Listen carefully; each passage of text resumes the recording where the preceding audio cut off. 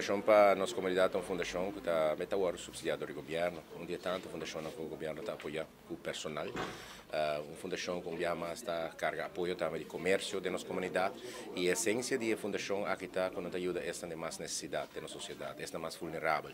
Tem uma família para motivo não fora de alcance, está caindo em uma situação difícil, está caindo em uma situação onde não tem entrada.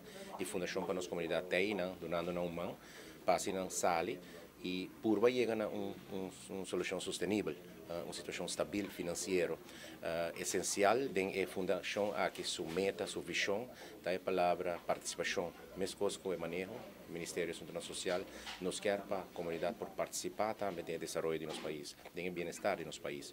E com o apoio de partner na maneira a fundação para a nossa comunidade, o AUE, está desvelar uma imagem nova, serviço novo que brinda de nossa comunidade.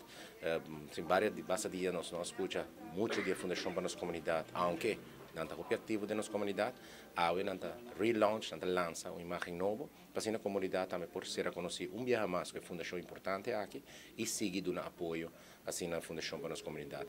O governo de Subanda, como o Rato passava a mencionar durante meu discurso, nós seguimos apoiar a fundação aqui para nossa mira e valor agregado da fundação aqui dentro do setor social. Não tem um apoio para essa mais vulnerável, mas que nos meta por ajudar essa necessidade e a fundação aqui nós seguramente é um bom mangue aqui. O plano é bastante grande, está papiando de um mercado social, onde vai ter uma tienda que presta mais bom para gente por traja, pessoas de necessidade mesmo por traja, para assim não pagar entrada e assim a fundação também vira sustentável financeiro. Me quer a ideia inovadora que a fundação de Aruba porta um exemplo também de gele, como o fundraising é um custo difícil.